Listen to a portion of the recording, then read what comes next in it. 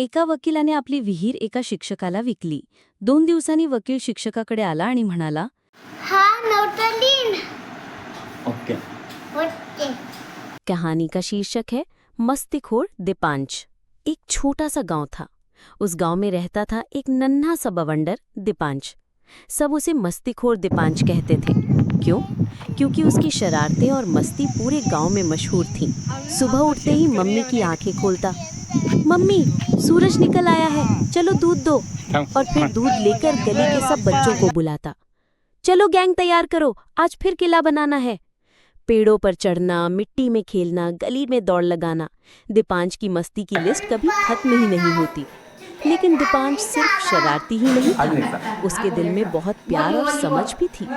कभी किसी दोस्त को रोता देखता तो अपनी टॉफी दे देता. कभी कोई बूढ़ा बाबा भारी थैला लेकर जाता तो चुपचाप मदद कर देता. एक दिन गांव में एक मेले की घोषणा हुई.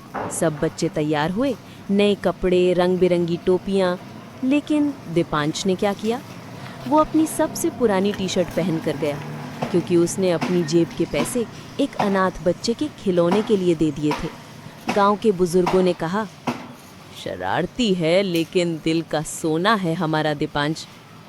इस तरह मस्ती के साथ साथ दीपांश हर दिल में अपनी जगह बना रहा था. और फिर एक दिन उसने खुद से एक वादा किया, मैं बड़ा होकर ऐसा काम करूंगा कि लोग मस्ती में भी कुछ अच्छा सीखें. तभी से शुरू हुई दीपांश फिल्मोग्राफी की कहानी, जहां हर वीडियो में मस्ती भी है, सीख भी है और दिल से दिल तक पहुंचने वाली बातें भी. कहानी का शीर्षक है मस्तीखोर दीपांश. एक छोटा सा गांव था. उस गांव में रहता था एक नन्हा सा बवंडर दीपांश. सब उसे मस्तीखोर दीपांश कहते थे. क्यों? क्योंकि उसकी शरारतें और मस्ती पूरे गांव में मशहूर थीं. सुबह उठते ही मम्मी की आंखें खोलता, मम्मी सूरज निकल आया है, चलो दूध दो. और फिर दूध लेकर गली के सब बच्चों को बुलाता, चलो गैंग तैयार करो, आज फिर किला बनाना है. पेड़ों पर चढ़ना, मिट्टी में खेलना, गली में दौड़ लगाना. दीपांश की मस्ती की लिस्ट कभी खत्म ही नहीं होती. लेकिन दीपांश सिर्फ शरारती ही नहीं था, उसके दिल में बहुत प्यार और समझ भी थी. कभी किसी दोस्त को रोता देखता तो अपनी टॉफी दे देता. कभी कोई बूढ़ा बाबा भारी थैला लेकर जाता तो चुपचाप मदद कर देता. एक दिन गांव में एक मेले की घोषणा हुई. सब बच्चे तैयार हुए, नए कपड़े, रंग बिरंगी टोपियां. लेकिन एक गांव में रहता था एक शरारती बच्चा. नाम था दीपांश. दीपांश को बस मस्ती करना पसंद था, न पढ़ाई न स्कूल. और मम्मी पापा की बातें जैसे एक कान से सुनकर दूसरे से निकाल देता. दिन भर बस भाग दौड़, शरारत और धमाल. कोई कुछ कहे तो उसकी मस्ती बंद नहीं होती. लेकिन एक दिन ऐसा आया जब सब कुछ बदल गया.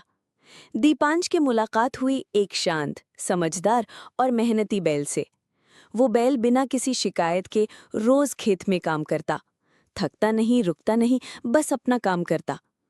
दीपांश ने ध्यान से देखा, अगर ये बैल अपना काम इतने मन से करता है तो क्या मैं नहीं कर सकता? बस वहीं से दीपांश के मन में कुछ बदलने लगा. धीरे धीरे दीपांश और बैल के बीच गहरी दोस्ती हो गई. अब वो बच्चा शरारती नहीं रहा. अब वो पढ़ाई करता, मम्मी पापा की बात मानता और हर किसी की मदद करता. बैल ने दीपांश को सिखा दिया कि काम करने से इंसान बड़ा बनता है, मस्ती से नहीं. अब गांव के लोग कहते हैं दीपांश तो अब बदल गया है और इसका सबसे बड़ा दोस्त है एक बैल. जहां बैल हो वही दीपांश, जहां दीपांश हो वही मुस्कान.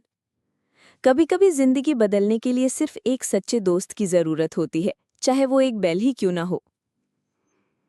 ये प्रेरणादायक कहानी थी दीपांश की, सिर्फ दीपांश फिल्मोग्राफी यूट्यूब चैनल पर. खुशियों के सावन को ये दिन लाता है, साल में सिर्फ एक ही बार दिन ये आता है. आया जन्मदिन तेरा ये मन आज गाता है, आया जन्मदिन तेरा ये मन आज गाता है. खुश रहना हर पल तू दिल ये कहता है, खुश रहना.